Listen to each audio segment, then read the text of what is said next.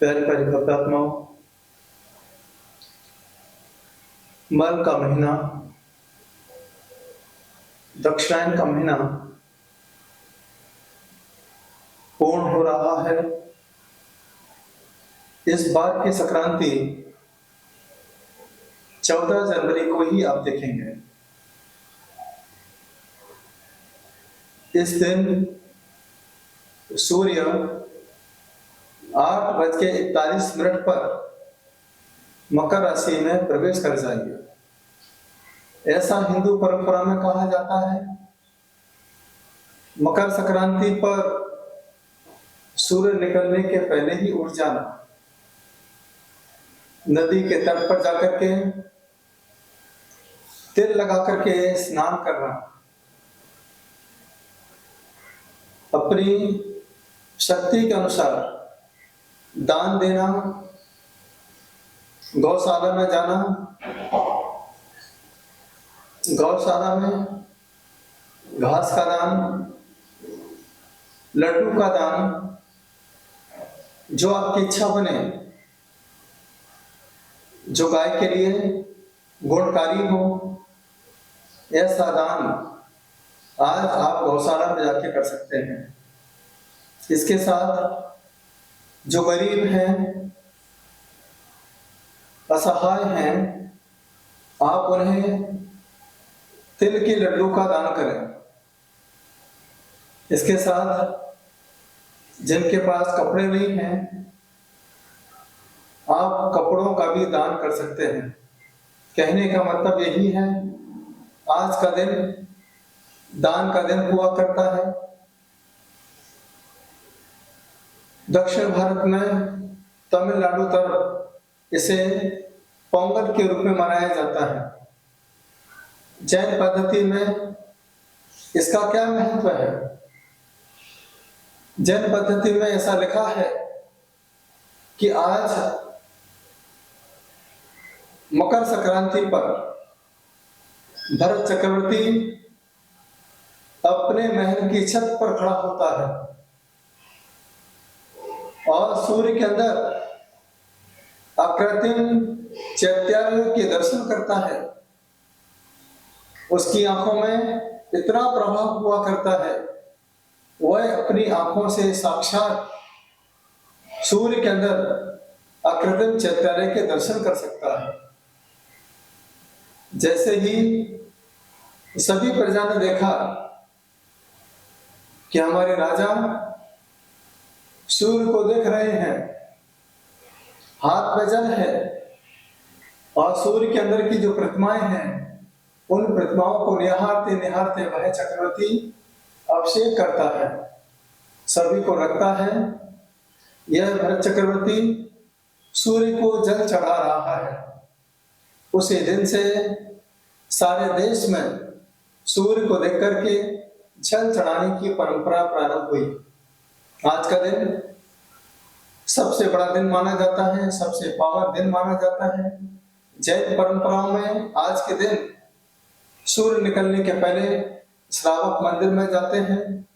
जिस प्रकार से भरत चक्रवर्ती ने सूर्य के अंदर अकृत्रिम चैत्यालय के दर्शन किए, उसी प्रकार से आज सारे भक्त जिन मंदिर में जाकर के सूर्य मंत्र से प्रतिष्ठित जिन प्रतिमाओं के दर्शन करते हैं, अभिषेक करते हैं, जिन प्रतिमाओं की पूजन करते हैं और भक्तामर का विधान करते हैं।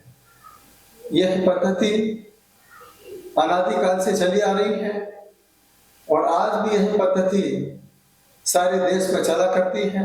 कई जगह उत्तरायण के दिन पतंग उड़ाई जाती है। मैं तो कहूंगा पतंग नहीं उड़ाना चाहिए, क्योंकि पतंग के जो धागे हुआ करते हैं, उन धागों में यदि कोई पक्षी उलझ जाता है तो उसके पंख कट जाते हैं, गर्दन भी कट जाती है और जीव हिंसा का सबसे बड़ा पाप पतंग उड़ाने में लगा करता है। तो मेरा यही आज कहना है कि आज पतंग उड़ाने का दिन नहीं, आज भगवान की भक्ति में तन्मय होने का दिन है, भगवान की भक्ति से जुड़ने का दिन है। तो आज यही भावना भाई है यह सूर्य उत्तरायण की यात्रा कर रहा है, मकर राशि में प्रवेश कर रहा है और आज से ही सारे देश में धार्मिक क्रियाएं प्रारंभ हो जाएंगी, पंचकर्म प्रतिष्ठाएं प्रारंभ हो जाएंगी, वैवाहिक कार्य भी प्रारंभ हो जाते हैं। जितने भी सामाजिक, धार्मिक, पारिवारिक काम हुआ करते हैं, उत्तरायण आते ही अपने आप प्रारंभ हो जाया करते हैं। तो आज का दिन सबसे प्रभावशाली दिन है। जो मुहूर्त है उसी मुहूर्त पर ही आप मकर संक्रांति का त्योहार मनाएं। आज के दिन तिल के लड्डू को शुभ माना जाता है। यदि आपके नगर में कोई दिगंबर साधु हैं, आप उन्हें तिल के लड्डू का आहार करा सकते हैं। कोई परिवार वाले हैं, रिश्तेदार हैं, बड़े बुजुर्ग हैं, आप उन्हें तिल का लड्डू प्रदान कर सकते हैं। इस प्रकार के यह मकर संक्रांति का पावन दिन आप लोगों के लिए शुभकारी हो, कल्याणकारी हो। आज यदि आप चाहते हैं आपका सूर्य प्रबल हो, तो आज के दिन आप कम से कम 22 माला ओम ह्रीं नमः, ओम ह्रीं नमः, ओम ह्रीं नमः इस मंत्र का अवश्य करें। यह एक प्रभावशाली मंत्र है। साल भर में यदि आज के दिन से हम ओम ह्रीं नमः जाप का शुभारंभ करते हैं, जो तुम्हारे मन में इच्छा है, हर इच्छाओं की पूर्ति इस मंत्र के माध्यम से हो सकती है। तो मेरा आपसे यही कहना है, बच्चों से भी यही कहना है कि आज यदि इतना बड़ा दिन आपको मिला है तो आप उठाइए माला और कम से कम बच्चों को एक माला ओम ह्रीं नमः की अवश्य फिरवाइए। सभी लोग इस मंत्र का जाप करें पूरे मनोकामना के साथ, जिससे उनका यह है साल आध्यात्मिक, धार्मिक, मन की इच्छाओं की पूर्ति के साथ व्यतीत हो। यही हमारी भावना है। प्यारे प्यारे भक्तात्मा, परीक्षा का समय है। दिन रात बच्चे पढ़ाई पढ़ाई पढ़ाई, नंबर नंबर नंबर, आगे निकलना है, आगे निकलना है, आगे निकलना है। यही रट सब बच्चों के दिमाग पर चल रही है। याद रखना, पढ़ाई करो लेकिन समझ समझ के करो। जो पढ़ाई समझ समझ के करता है, पढ़ाई उसको समझती है और इसके जीवन की हर इच्छाओं की पूर्ति यह पढ़ाई करती है। पढ़ाई करते समय कुछ बातें मैं आपके बीच में रखना चाहता हूँ। यह है पाठशाला आपके बीच में है। इस पाठशाला में आज की बात बच्चों के साथ करना चाहता हूँ। जब भी बच्चे पढ़ाई करें, सबसे पहले जो विषय आपको पढ़ना है उसी विषय की किताब आपकी टेबल पर होना चाहिए। ज्यादा अलग अलग टाइप की किताबें आप टेबल पर रखोगे तो आपको कोई भी सब्जेक्ट अच्छे से याद नहीं होगा। दूसरी बात, जिस कमरे में बैठ करके पढ़ाई करते हैं उस कमरे में ना तो टीवी होना चाहिए, ना कोई ऐसे फोटो होना चाहिए जो तुम्हारे मन को विचलित करे, जो तुम्हारे मन के अंदर अशांति पैदा करे। आपके कमरे में सिर्फ पढ़ाई की पुस्तकें हों, इसके अलावा चारों तरफ दीवार एकदम सिंपल हो, वाइट कलर हो। जहां पर आपने पुस्तक रखी है वहां पर एक हरे कलर का पर्दा बिछा दीजिए। आप यदि कुर्सी पर बैठ करके पढ़ते हैं तो आप पालथी लगा के बैठे, तो सारी एनर्जी आपके अंदर ही एब्जॉर्ब हो जाएगी। पैर को लटका के पढ़ोगे तो जो भी हमने पढ़ा है वह पूरा आपको याद नहीं हो सकता है। इसके बाद पढ़ने का समय निश्चित होता है। यदि हम ब्रह्म मुहूर्त में पढ़ाई करते हैं, सुबह 4 बजे उठ करके हम पढ़ाई करते हैं, तो ब्रह्म मुहूर्त में की गई पढ़ाई आपके लिए ब्रह्मवाचक हो सकती है। जो विषय आपने पढ़ा है वह विषय आपको बहुत जल्दी याद हो सकता है।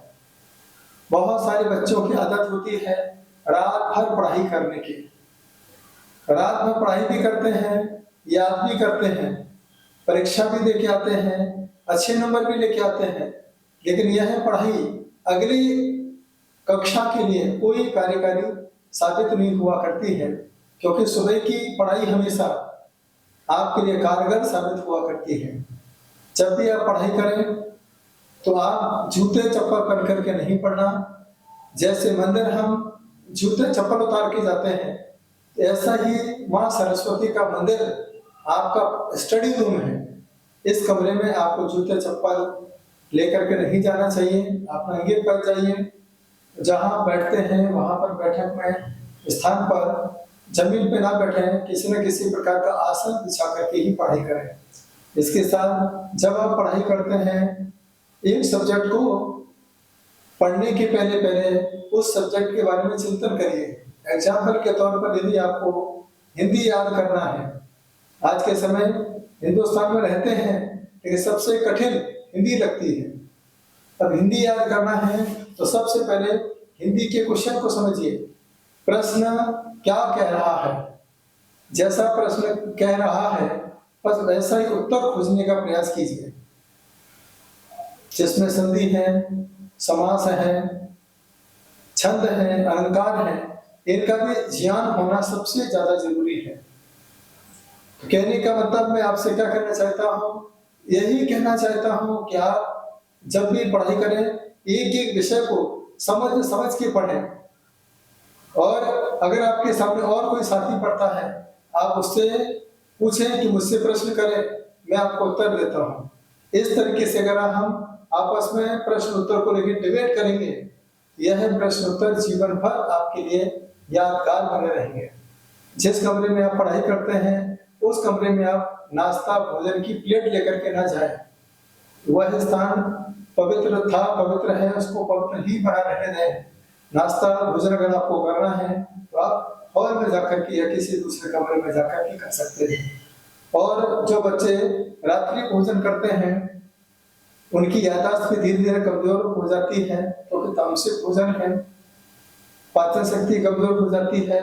जब पेट में भोजन रात्रि का जाएगा तो पेट का दर्द होगा, पेट की खराबी से फिर दिमाग भी आपका काम नहीं करेगा।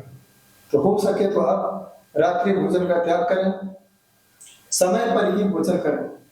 इसके बाद जिस माता पिता ने तुम्हारे लिए इतना किया है, अपने जीवन के सारे सुख को छोड़ दिया, एक ही भावना है कि मेरा बच्चा कैसे भी सुखी रहे, मेरा बच्चा अपने पढ़ाई के क्षेत्र में सबसे आगे निकल जाए।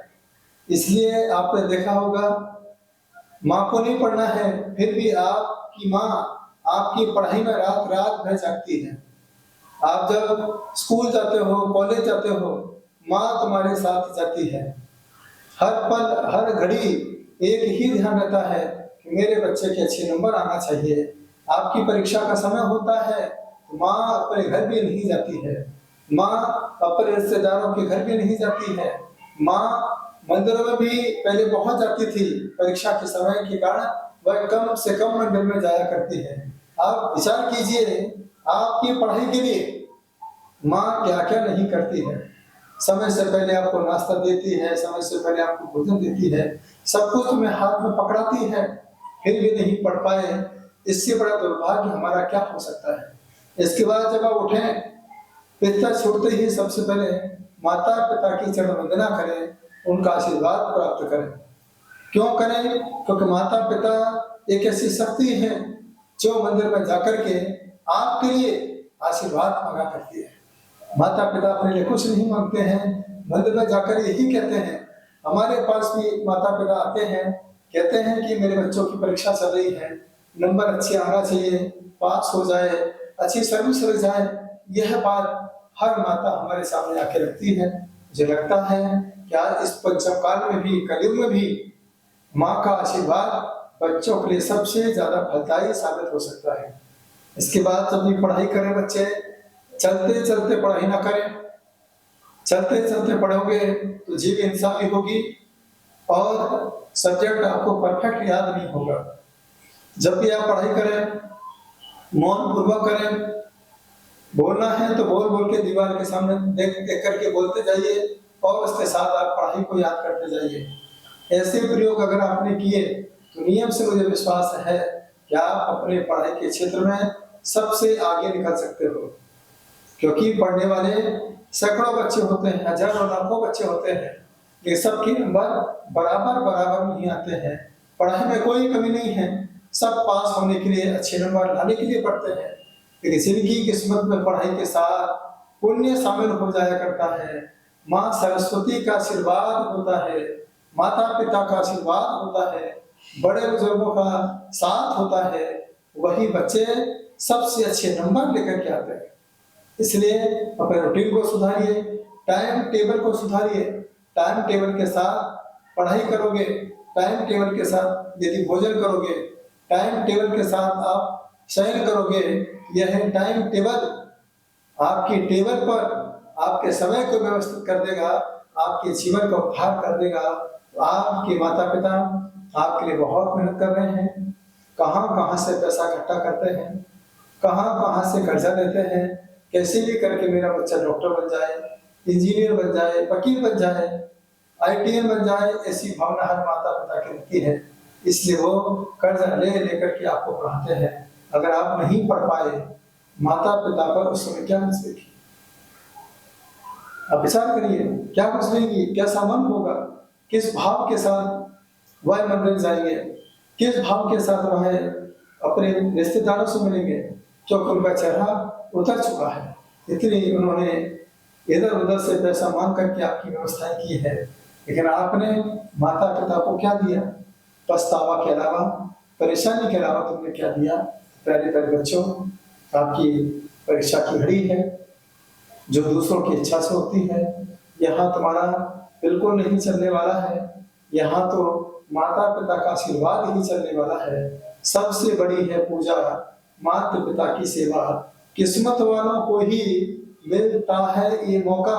यदि आपकी किस्मत जोरदार है तभी आपको माता पिता का साथ मिल सकता है, माता पिता की ब्लेसिंग मिला करती है, माता पिता के साथ बैठ करके भोजन करने का आपको सहयोग मिला करता है। इस मौके को आप हाथों से न जाने दें।